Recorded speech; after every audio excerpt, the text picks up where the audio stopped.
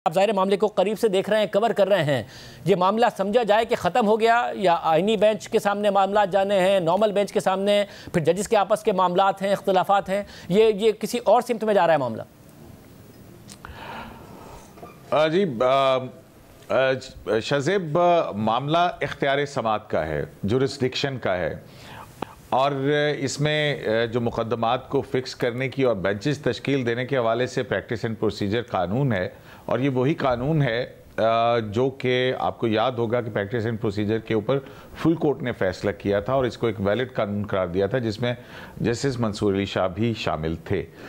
अब यहाँ पे सूरत हाल बहुत इस तरह से इंटरेस्टिंग है मेरे लिए, वो ये कि जो ऑर्डर पास किया फिक्स करने का कि ये वापस जो है जस्टिस मंसूर, जस्टिस आयशा और जस्टिस इरफान सादत के बेंच में ही मुकदमा फिक्स किया जाए, जिसकी पासदारी ना करने पर कंटेम्प्ट की प्रोसीडिंग शुरू की गई है।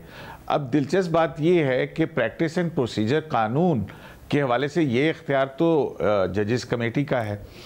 अब जजेस कमेटी का इख्तियार क्या जुडिशल ऑर्डर के ज़रिए से एज्यूम किया जा सकता है, ये भी एक बहुत बड़ा सवाल है।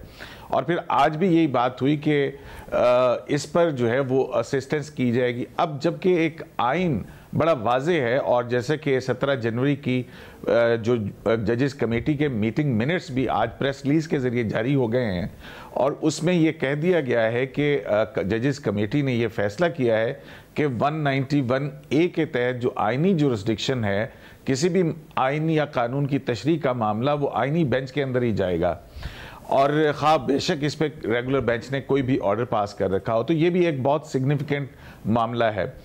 तो जो जुरिस्डिक्शन है वो कैसे एज्यूम कर सकती है अदालत, और एक ऐसा जुडिशल ऑर्डर पास कर सकती है जो कि बेंचेस की तश्कील और मुकदमात की फिक्सेशन से हो।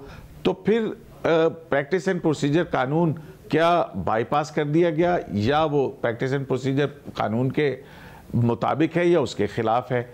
तो ये एक ऐसा मलगूबा सा अब बन गया है कि जहाँ पे एक बेंच जो है वो ये कह रहा है कि हमारे पास इख्तियार समात का हमने भी फैसला करना है, लेकिन आइन कहता है कि वो इख्तियार समात इस बेंच के पास नहीं है।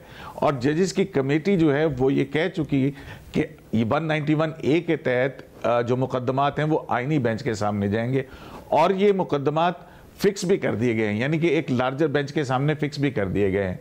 ये बेंच 2 रुकनी बेंच है, और कंटेम्प्ट की उस प्रोसीडिंग के अंदर यही इख्तियार समात तय किए बगैर मेरा ख्याल है कि आया पहले तो किसी भी जो मामला है उसके ऊपर अदालत ने तय करना होता है कि उसका इख्तियार समात है भी या नहीं है। इस किस्म का कोई ऑर्डर हमें नज़र नहीं आता जिसमें हो कि सुप्रीम कोर्ट के इस रेगुलर बेंच ने फलां जुरिस्डिक्शन को इन्वोक करते हुए ये ऑर्डर पास किया है। तो पहले तो ये एक बहुत बड़ी हर्डल है, और फिर एक ऐसा मुकदमा जो कि उस अदालत के सामने फिक्स ही नहीं था। तो ये एक बिल्कुल अंडा पहले या मुर्गी पहले वाली सूरत हाल है, जिसमें 2 मुख्तलिफ सूरत हाल बनी हैं। और 26वीं आईनी तरमीम के तहत ये कॉन्फ्लिक्ट जो है, इसकी वजह आपको भी पता है, मुझे भी पता है कि 26वीं आईनी तरमीम के बाद से और मुख्तलिफ मुकदमात का एक पस मंज़र है। हमने chief justice Pakistan justice Yahya Afridi से भी ये बात की थी कि ये जो जज साहिबान के दरमियान आपस में इख्तलाफ राय पाया जाता है, और ये जो चपकलिश है ये क्या ख़त्म हो गई है? तो उन्होंने इसका जवाब ये दिया था कि वक्त गुजरने के साथ साथ उसके ऊपर काबू आ जाएगा, यानी कि वो मौजूद है। तो जजेस साहिबान के दरमियान इख्तलाफ भी है, और ऊपर से एक ऐसा लीगल या एक जो रजिस्ट्रार की गलती, उस गलती की वजह से रजिस्ट्रार के खिलाफ इक़दाम भी हो चुका। अब उसके खिलाफ कंटेम्प्ट ऑफ कोर्ट की कार्रवाई का हुक्मनामा अभी तक जो है वो सामने नहीं आया, क्योंकि वो मुकदमा उस बेंच के सामने लिस्टेड ही नहीं था। तो ये मामलात ऐसे पेचीदा और उलझ गए हैं कि जब अब अगर हम देखें तो यही मुकदमा जो है वो जो कॉज लिस्ट आज फिर 2 ऐसा हुआ है कि 2 कॉज लिस्ट जारी हुई हैं।